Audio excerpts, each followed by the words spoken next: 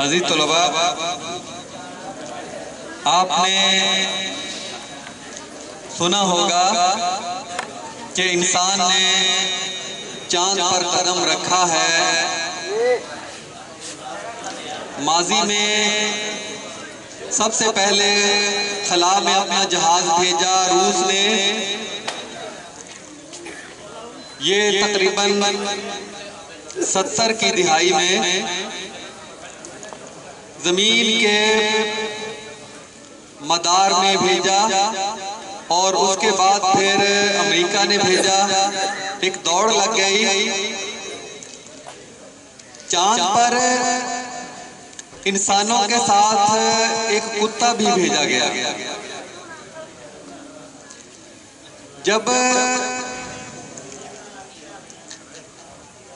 जब ये खलाई जहाज चांद की तरफ जाना था, अखबारात में खबरें आई और जिस दिन उसकी परवाज थी चांद की तरफ, एक शख्स था लिया का रहने वाला, उसने बददुआएं देना शुरू कर दी कि या अल्लाह ये रास्ते में फट जाए, ये चांद पर न पहुंच सके, अगर चांद पर पहुंच गया तो ये बड़ा बुरा होगा। तो लोग जो जश्न मना रहे थे, लोगों ने पूछा कि बुजुर्गों, आपको क्या तकलीफ है? क्या वो जहाज आपका है? कहने लगा नहीं। तो फिर आपको क्या तकलीफ है? कहते कि वो जो लोग वहां जा रहे हैं वो आपके रिश्तेदार हैं। कहता नहीं। वो कुत्ता जो जा रहा है वो आपका है? नहीं, मेरा नहीं है। उसमें जो ईंधन जलेगा वो आपका है? कहता नहीं, वो भी मेरा नहीं है। तो फिर आपको क्या तकलीफ है? आप क्यों बददुआएं दे रहे हैं? उसने कहा दरअसल बात यह है कि वो बुजुर्ग था, वो समझता था कि हो सकता है कि चांद पे भी मखलूक हो, कोई हमारे जैसे इंसान हो या कोई अल्लाह की मखलूक रहती हो वहां पे। तो उसने कहा मुझे और कोई तकलीफ नहीं है।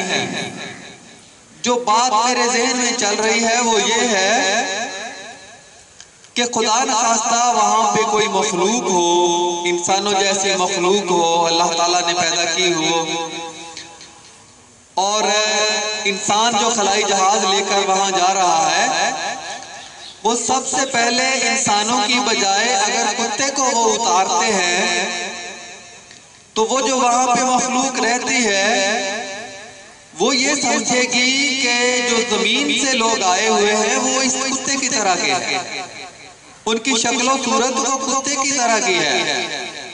तो उससे हमारे जमीन में रहने वालों के लिए बड़ी शर्मिंदगी होगी। ये हमें अल्लाह ताला ने इंसान बनाया है और वो समझेंगे कि ये मखलूक है जो आई है, जमीन से आई है। तो उसने कहा कि बुजुर्गों, फिर आपको इससे क्या, ये जहन में आपके ख्याल कैसे आया है? कहने लगा बेटा, हम कहीं पे जाते हैं, मेहमान बन के जाते हैं, तो हम अपने इलाके की, अपने खानदान की, अपने गांव की, अपने शहर की नुमाइंदगी कर रहे होते हैं। हमें वहां पे जाके कोई ऐसी हरकत नहीं करनी चाहिए कि हम अपने खानदान का नाम बदनाम कर दें, अपने गांव का नाम उस हरकत से बदनाम हो, क्योंकि हम नुमाइंदगी कर रहे होते हैं। बिल्कुल इसी तरह कि जैसे वो कहता है कि हमारे मुल्क के हुक्मरान बाहर जाकर जो भीख मांगते हैं, वो बाहर के मुल्क, जिस मुल्क से ये भीख मांगी जा रही होती है, वो मुल्क ये समझता है कि ये इंसानों की घटिया तरीन किस्म से ताल्लुक रखते हैं, क्योंकि वो नुमाइंदे होते हैं। जो शख्स नुमाइंदा होता है, हमारे स्कूल का एक नुमाइंदा है, वो जाकर वहां कोई गलत हरकत करता है तो सारे स्कूल की बदनामी होती है। कहता है मुझे खौफ है, मुझे डर है कि हमारे इंसानों की जो अल्लाह ने अहसन तक़वीम, जो सबसे ज्यादा खूबसूरत शक्ल में बनाया है, उसकी बेइज्जती होगी। तो अजीज तलबा, ये जो नुमाइंदे होते हैं ये जो नुमाइंदे, उसने कहा, उसने फिर एक सबक दिया। वो ऐसा सबक दिया कि अगर हम उस सबक को सीख जाएं, उस बात को पल्ले से बांध लें, तो हमारे मुल्क के मसाइल खत्म हो सकते हैं। हमारा मुल्क तरक्की की राह पर गामजन हो सकता है। उसने कहा, उसने एक नतीजा अखज़ करके दिया कि लोगों अपने नुमाइंदे अच्छे चुना करो। जो तुम्हारी नुमाइंदगी करने वाले लोग हैं वो अच्छे चुना करो। लोगों के सामने उनकी शक्ल जब गलत पेश की जाती है, जब वो गलत हरकतें करते हैं, तो अपने पूरे मुल्क का नाम बदनाम करते हैं। उसने कहा कि उसने एक मिसाल दी कि तुर्की का सदर जब इस्राईल जाता है तो पूरे मुसलमानों की नुमाइंदगी करता है, मजलूम मुसलमानों की, फलस्तीन की नुमाइंदगी करता है, कश्मीर की नुमाइंदगी करता है, और उनसे भीख नहीं मांगता, उनसे बावकार अंदाज से गुफ्तगू करता है, अपनी अना और अपने ज़मीर का सौदा नहीं करता, वो अपनी खुदी को बरकरार रखते हुए बात करता है, तो उसकी सारे जमाने में इज्जत होती है।